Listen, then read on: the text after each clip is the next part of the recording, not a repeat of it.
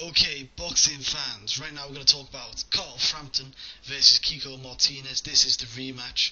Kiko Martinez is the IBF Super Bantamweight champion. He's taking on his former foe, Carl the Jackal Frampton, in a rematch. Since their first fight, Kiko Martinez has went on to win a fight versus Journeyman. He was then hand-picked to fight Jonathan Ramiro. He then gave Ramiro a total ass kicking, making two defences since then, both of which winning by way of knockout over South African fighter Jeffrey Matabula and Japanese fighter Hasegawa. I think I've done his name justice. Who has actually made 10 or 11 defences of his WBC bantamweight title, so he was actually a decent fighter. Woohoo! Also, Carl Frampton moved on by defending his EBU title once against a guy called Parody, not much in that.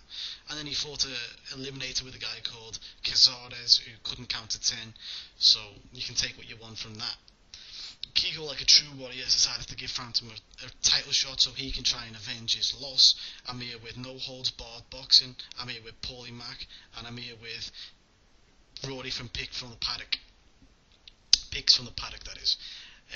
First thing, we'll start with Rory. What do you think about Kiko Martinez? Has he improved from the first fight? Yeah, he has to. You have to give him credit. The fact that he went from what was considered European level fighter, losing to the likes of Rendell Monroe and Carl Frampton as a bit of a stepping stone, to then going over to the US, winning a world title against a fighter that people thought Kiko Martinez had no chance, not only beating him but absolutely demolishing him in 6 rounds. And then obviously defending it pretty impressively as well. So you've got to give him credit, you've got to give him props. I'd certainly say he's a better fighter than he was when he last fought Frampton, yeah. Yeah, so Paul, what do you think about Kiko Martinez? Do you think he's improved? I wouldn't say he's improved. I don't think his style's changed at all. I don't think his technical ability's improved at all. I just think maybe he's a hungrier fighter. Maybe he's just got more motivation. The loss to Frampton, especially the way he was giving it all the big talk before and he got knocked out, it's probably hurt his pride very, very badly, and it's made him go back to the gym and work harder and give him more motivation. I don't believe he's done anything in his last few fights that he wasn't capable of doing, a year or two ago. I just think it's maybe given him a kick up the backside a bit, and he's really, really taking his career 100% seriously now. Whereas maybe before he was a bit arrogant and a bit cocky, thinking he'd just beat Frampton easily, and he got the shot of his life. Yeah, maybe. Ryan, what are your thoughts on Kiko Martinez? Do you think he has improved since the first Carl Frampton fight? Well, yeah, I'm not sure if he's improved, but he's certainly become more motivated, as Paul just said, because, if you have a look at some of the opponents he's fought, the win against Jonathan Romero was really good. He wasn't expected to win that, and he did. I think he was a bit of an underdog in that one, and he beat Jeffrey Mafabula, who's a little bit past it, and Hasegawa, he's probably quite a bit past it, really. So I'm not sure if he's improved, like, in terms of wins. He's beaten the best opponents of his career, but he's always tended to fall at the last hurdle. But his win against Jonathan Romero is probably his most impressive win to date. But then he's only lost once, and that was to Frampton in like 5 years. So I'm not sure if he's improved as such, but I definitely think this is going to be, twice as difficult for Frampton than first time around. So if Frampton wins just as easily, then it's twice as good a victory, because I do think that Martinez is going to be, twice the fighter this time round. Whether he's improved or not, I'm not so sure, but he's definitely, more up for it. It's a bit like, early days Manny Pacquiao. Some people claim, how did he get so good later on in his career? Because early days, he got knocked out in, 2 occasions, stopped against, opponents who aren't quite as good as nowadays. But then on the other hand, he got a new, he got the best trainer in the world in Freddie Roach all those years ago. He got motivated, he got out of poverty, he put some weight on and this and that and the other. So I can see how fighters can improve big time as the years go by. Yeah, I suppose. I personally think he's got a bit better. Also, his confidence is high, and he's got the right fights as well. I think it's a mixture of all of that. Back to Rory, what do you reckon about Carl Frampton? Has he improved from the fight, or can you not tell? I'm a big Carl Frampton fan. My only sort of negative when it comes to Frampton is the fact that I don't really rate the fighters that he's beaten so far. Bar obviously Martinez. I think the last fight where his opponent couldn't count to 10, I don't think you can really judge him too highly on that. The one before that, when he fought Parody normally fought at a different weight class, so I don't know how credible a victory that is. Don't get me wrong, he's done what he's had to do to get to this point and get his world title shot, but I think he's not had to step up his game because, quite simply, I don't think his opponents have been that, up to that much. I think for all that Frampton's beat Martinez previously, I think he'll have to step up a bit to win this convincingly. I don't think he's improved massively, but it's one of those things that you can only really tell when he gets that decent test, which I don't think he's really had. Yeah, I suppose that's a good point. You hit a few good nails on the head there. Paul, what do you think? Has Frampton improved at all? What can you not tell?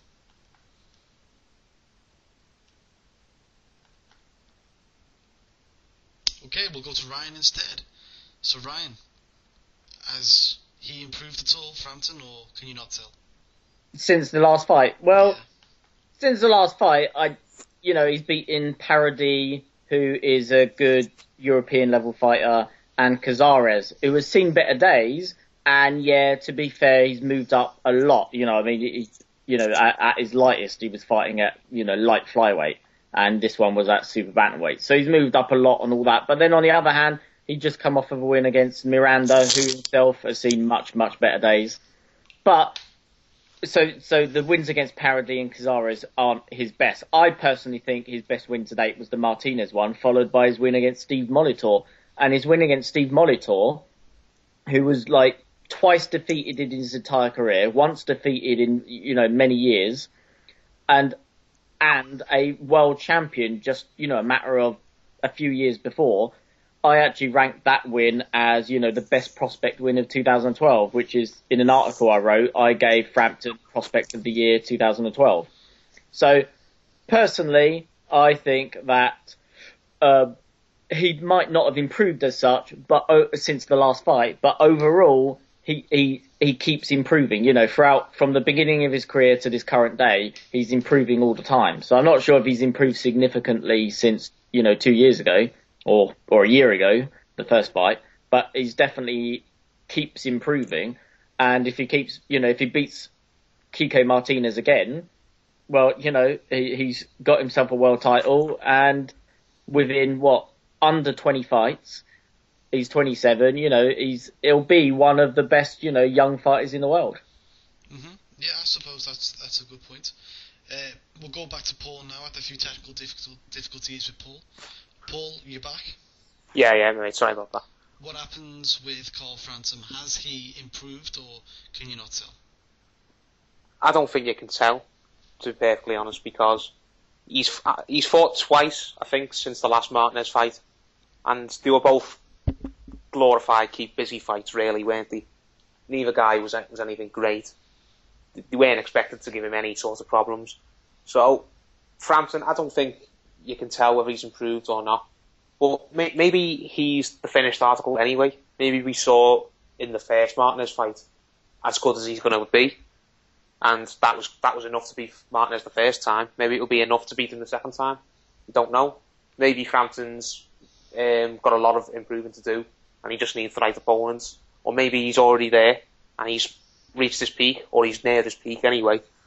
And yeah, really, I don't really think Frampton will have had to have done much improvement to win this fight again, in my opinion. Okay, yeah, I mean, I agree with you guys. I don't think you can tell. That's the point. I mean, the two guys he's fought have been, like we said, the keep busy fights mainly. Cazares, you can't take anything out of that because he can't count to 10. He got dropped, and he couldn't count to 10 to get up, so you can't really blame Frampton for that, can't blame the referee for that. The only person you can blame is the Mexican who cannot count to 10. So, and can't count fingers, so 1, 2, 3, 4, 5, 6, oh shit! You know what I mean? He couldn't even think that in his own head, so you can't blame Frampton. And then the Paradis fight, Paradis was so out of his depth. That's one thing, so you can at least suggest that he's well above that level. But going into this fight, it's a good fight, and I'm quite happy with it. But we'll go on to the next question, and this is back to Rory now. Rory, Frampton is the bookies' favourite here. Do you agree with that? Yeah, it's when it comes to boxing, 9 times out of 10 the fighters won't have fought before. In this case, it's the exception to the rule. They have fought. Frampton won it convincingly, and on those grounds, the fact that he's undefeated, the fact that he's beaten his opponent already, yeah, worthy favourite. He should be the favourite. He's the younger guy. He's sort of like the next sort of Irish hope when it comes to world champion in boxing. So yeah, he's the guy who has the money behind him. He's worthy favourite. What do you think, Paul? Yeah, mate, here. Yeah, he's the rightful favourite for me because, as we said, he did win the last fight.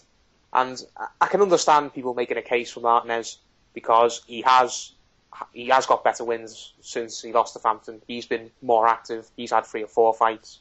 Frampton's only had 2. He's won all his fights by brutal knockout. He's basically just beat his opponents up. But Frampton's the rightful favourite for me because it is in Belfast. He has beat Martinez before. His confidence will be sky high. We've talked about Martinez's confidence, but imagine the confidence Frampton's going to have because he has not only beat Martinez before, he's taken Martinez's best shots before, and he's knocked Martinez pretty much out. It was a one-punch knockout how the last fight ended. So, yeah, he's the rightful favourite for me. But I can understand people who are not writing Kiko Martinez off completely because he doesn't deserve to be written off completely. Yeah. Ryan, you're a betting man. What do you think about Frampton being made the bookies' favourite? Yeah, he's definitely the favourite still. I mean, he's not the champion, so, usually you would favour the champion, but he did win the first fight. I think the odds seem to be around the 1 to 6 area, which I think is a bit tiny because, like I said, Martinez is the champion and he has arguably beaten the better opponent since. He's fought 4 times since. He's beaten Jonathan Romero for the IBF strap, who, okay, he hadn't beaten many good opponents really. He had a couple of names on there that some people might recognise. He hadn't really beaten anyone of world-class significance, but he's still beaten 4. And he'd beaten names like Mathabula and Hasegawa. I still think the Romero win was probably his best win to date. So you would have thought that he'd be a little bit less than 4 to 1. You'd have thought he might be about 2 to 1 and Frampton would be like 1 to 3 or something. But I still think that Frampton's the favourite, but just, the odds are just a bit stingy. I suppose I agree with that. I mean, I would have Frampton the favourite. I wouldn't have him 1 to 6 favourite, but because Kiko's still a good fighter, but he should be the favourite. Moving on, and we don't have many more places to go. What do you think, Brody, are the main problems Frampton could face in this upcoming match? I think the biggest one is going to be underestimating Martinez. The fact that he's beaten him already before, he might get a bit of false confidence. I imagine, I'm not a fighter obviously, but I imagine that if you've beaten someone in quite convincing fashion, you've already got that in the back of your head. Well, I've done this before, I've been it before. And that can give you confidence, but it could also lead to overconfidence. If you look at let's just say the first 4 fights Kiko Martinez had leading up to Frampton, and compare them to the sort of 3 or 4 fights after Frampton, you can certainly say that there's been an improvement. Martinez is the world champion. That's going to give him confidence. He's demolished his opponents and absolutely gone through them since the Frampton fight. And it would be, it could be a very bad position to be in if Carl Frampton looks at the last fight, thinks that all he needs to do is turn up and replicate that. If he underestimates Martinez, clearly Martinez shows that he's got power, and if he takes him lightly, I think that's really going to be the biggest mistake that Frampton could possibly make. Yeah, I actually really agree with that. That's a good point, Roddy. I mean, one of my things was definitely maybe overconfidence or underestimating the opponent. Paul, what do you think? Do you think there's any other things that Carl Frampton may have problems with coming into this fight? Maybe just trying to keep his head screwed on, because everyone in Belfast, everyone in British and Irish boxing, pretty much, is talking about him as if he's already the champion, and as if as if all he's got to do on the night, as Rory said, is turn up, and he'll just win the fight again automatically, and he'll have the belt handed to him, and that's not the case at all. Martinez is really fired up for this. He doesn't like Frampton. He's really got a sore arse because Frampton knocked him out last time, so his pride's hurt, so he's absolutely dying to get Frampton back. And if Frampton believes if he lets people get in his ear, like Barry McGuigan and all these other people who say to him, oh, you're great, you can do no wrong, you've got Martinez's number, you'll win this fight easily, we'll all have a big party afterwards. If he goes into this fight believing his own hype too much, and maybe thinking he's already won the fight before it's even happened because he's beaten Martinez before, then I can definitely see him getting a very, very rude shock, because Martinez is not coming over here to just give him the belt and then go back to Spain. Martinez is coming over here to get revenge, and if he fights and judging how Martinez has fought the last few fights, he doesn't play around when he gets in there. He comes at you like a train, and he's going to try and do some damage. So Frampton's really got to be on his A game and really on his toes. That's right, Paul, because a lot of people are talking about this fight like it's a foregone conclusion, and like Martinez is a bum coming over and just like getting thrown around for, Frampton's first or second fight as a professional. This guy's a world champion, you know what I mean? And their last fight was competitive, if I remember correctly. Before the one-punch knockout, Kiko was coming in quite well a lot in that fight. Ryan, what do you think about this question? What problems could Kiko Martinez pose Carl Frampton? Well, he can pose him loads of problems. I mean, let's be honest here. Neither of these guys is a genuine world champion. If Martinez retains the title, he's still not the number one guy. It's a division that's got Rigondeaux and Leo Santa Cruz. And if some of the featherweights or some of the bantamweights were to move up, I'd still even rank some of them above them, even at super bantamweight. Like if Yamanaka moved up, he would be automatically a better super bantamweight than both of them. So neither of these guys is the top guy at the weight. So in that case, this isn't going to be a sort of Frampton is the best super bantamweight out there, so he's going to win by a mile. Kiko Martinez could easily win this one. He might not be the favourite, but then we don't always see the favourite win. So although I think that Frampton will win, Martinez is going to be more fired up for this. He's a relentless fighter. I didn't even think Frampton beat him that convincingly last time around. I spoke to a lot of people who were really convinced with his performance and all that. But I actually thought that Frampton had beaten some other fighters better than the way he beat Martinez. He certainly beat the next two guys better than the way he beat Martinez. But I thought that Frampton was getting hit far too much by Martinez. Even in rounds where Frampton was winning quite comfortably, he was still getting punched far too regularly. So I think that Martinez is going to land quite freely this time around as well. So I think that, if it goes to points, it's going to be a close win for Frampton. And even though Frampton himself is quite a small fighter, I think Martinez even a little bit shorter than him.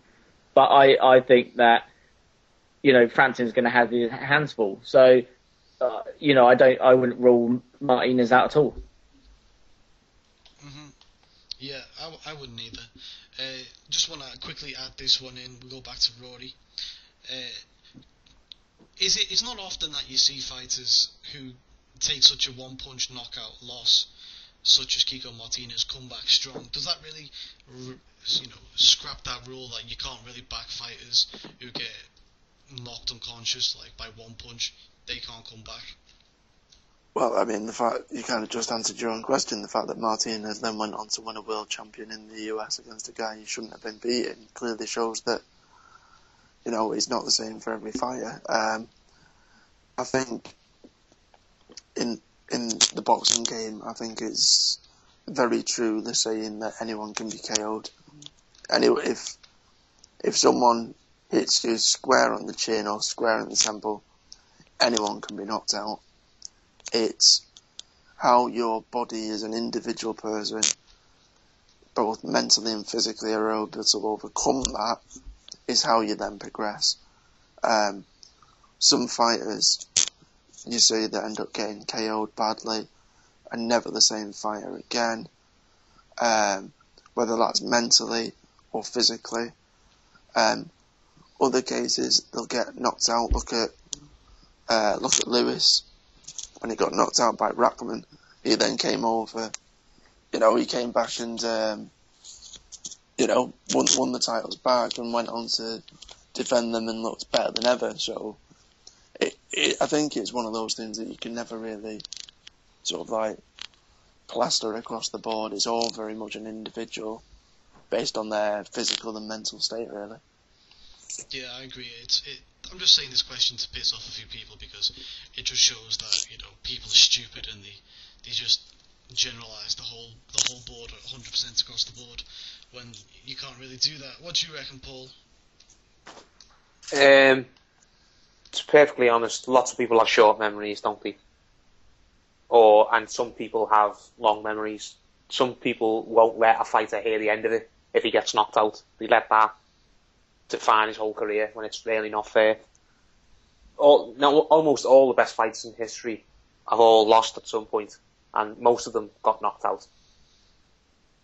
Trying to think of the guy in my head then who got knocked out.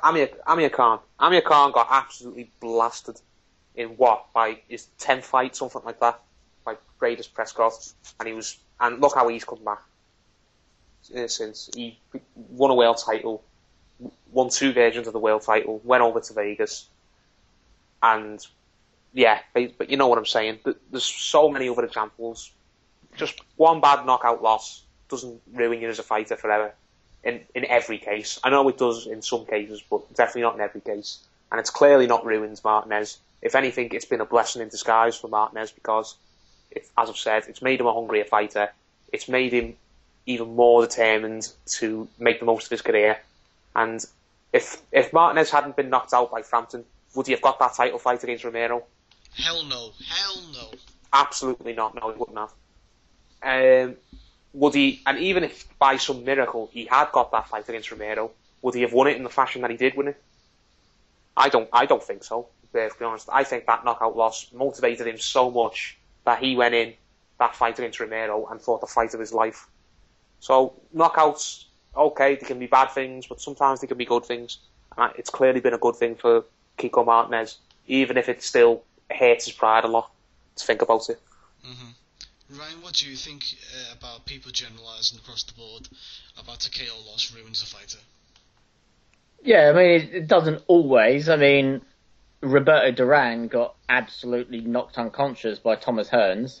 And although it was, in the later days of his career, because, I mean, he still fought for about another 20 years, but in the later days of his prime, if you want to call it that, and he still went on to beat some, good fighters after that and had some good fights. I mean, he beat Barkley, nearly a decade later. So I think, that's not always the case. There's plenty of examples where a fighter has been knocked out and, still come back okay, especially at heavyweight where, knockouts come a lot, harder and a lot more frequently. At least they tend to. But yeah, I mean, yeah, I think it's just a case of individual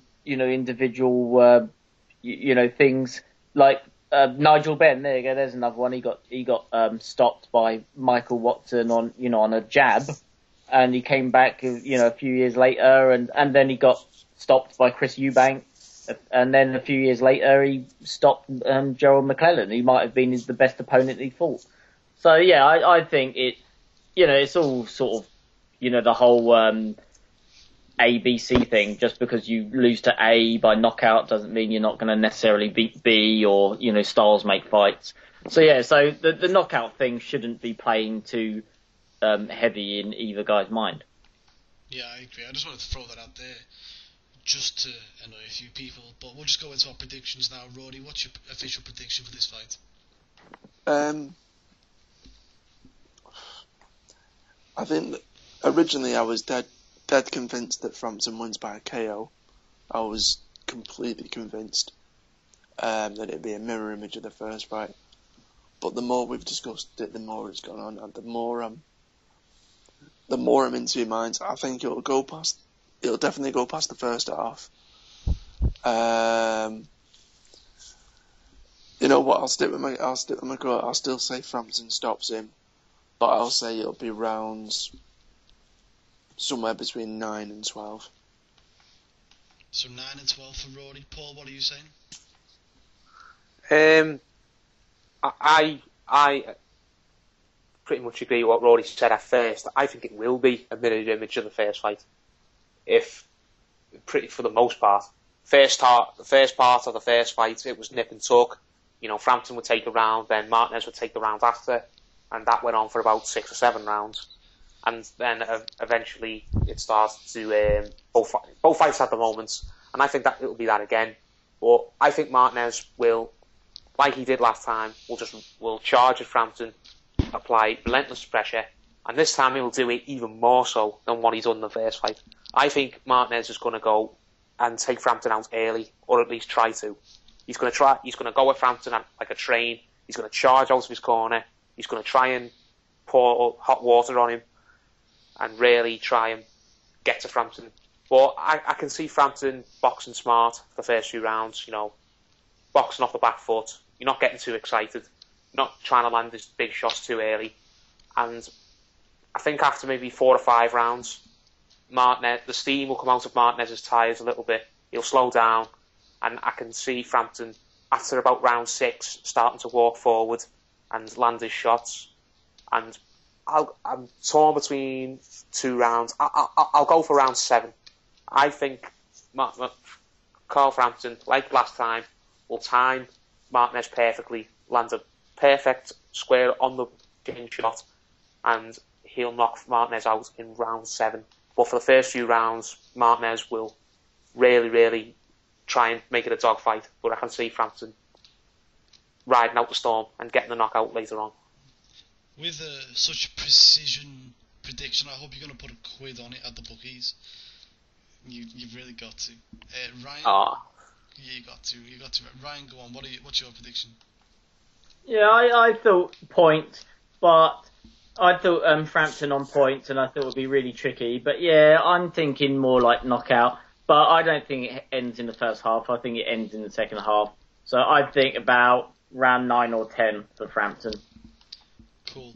I'm going to say points decision for Carl Frampton. I think it'll be a mirror image of the first fight, minus the heavy knockdown. I think the first half of the fight, Frampton will box on the back foot.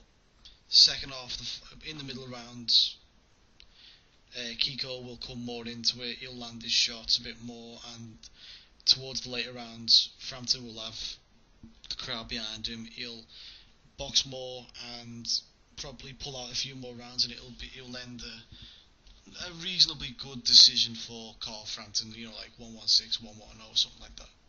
That's what I'm thinking. So thanks everyone for listening. Everyone else, tell us your predictions, and that's brilliant.